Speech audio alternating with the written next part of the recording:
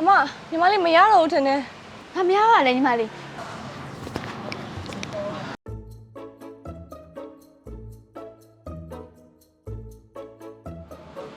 အမ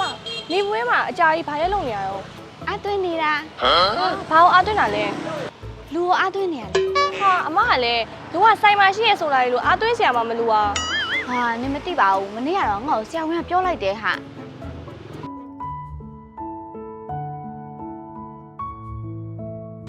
ဟာညီမဇူးဇူးမလားမတွေ့ရတော့ကြာရင်နော် ။ဟုတ်ပါဆရာရဲ့။ဆိုင်တဲ့အိမ်နဲ့ကူးနေရတာဆိုဆရာစင်ကပတ်တောင်လှည့်မလာပြဘူး ဒါနဲ့ညီမကိုကြည့်ရတာအလုပ်ပြီးပြီးအားမရှိလို့ပဲနော် ။အလုပ်ပြီးနေရတော့ပြောမနေပါနဲ့တော့ဆရာရဲ့။လူကစားမဝင်အိမ်မပြောဖြစ်နေရ ဒါဆိုမနေ့ပြန်ကျဆရာစီကန်လာခဲ့လေဆရာအားသေးသွင်းပေးမယ် ။ဒါဆိုညီမကအားသွင်းဖို့လိုနေရပေါ့ ဟုတ်ပါဟုတ်ပါ ။ဒါဆိုငါကအားသွင်းဖို့လိုနေရပေါ့။အဖြစ်ပြက်ကတော့အဲ့ဒါပါပဲဟာ။လက်တည့်ရတဲ့နဲ့တို့ရဲ့အမစေုံစေခန်းနဲ့တွားအမတို့ပတ်စံကုန်ပါဆိုကြောက်တယ်လေဟာ။အဲ့တော့စေုံစေခန်းမတွားတဲ့နီးပတ်စံမကုန်တဲ့နီးနဲ့အားသွင်းနေ ငါတို့မရဲ့အုံနောက်ကလေလုံးဝ niche level ပဲ ။နင်တို့မှာပဲအဲ့လိုတော့ရှိမှာပေါ့ဟာ သူ့ကိုရွှဲပြောနေလို့ပြောနေမှန်းတော့မသိဘူး ။ကဲနင်တို့အထက်မှာတန်းရှင်းရောလုပ်ပြီးလား ဟုတ်လောက်ပြီးသားပါကြီးမ ။အဲ့ဆိုဘက်ထရီဆိုလာရဲ့အင်ဗာတာရောစီးပြီးလား ဟုတ်စီးပြီးသားပါကြီးမ ။အဲ့ဆိုလို့ရှိရင်ငါအားသွင်းတာပြင်လာစစ်လိုက်မယ်နော် ဟုတ် ။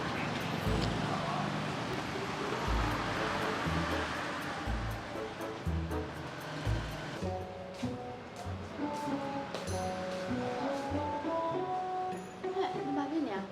ဘာဖြစ်မှန်းမသိပါဘူးမရဲ့လူကလေအားရင်နေပြောခေါင်းတွေမိုးနေလို့ ။အော်ညီလည်းငါလိုပဲအားနေနေရထင်တယ် ဟုတ်မယ်ထင်တယ် ။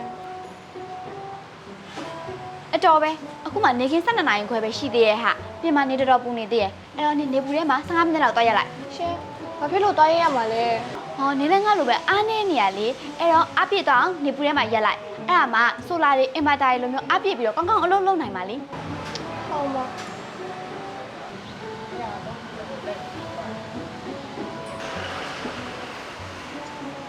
အမညီမလေးမရတော့ဘူးထင်တယ် ။ဟာမရပါလေညီမလေး။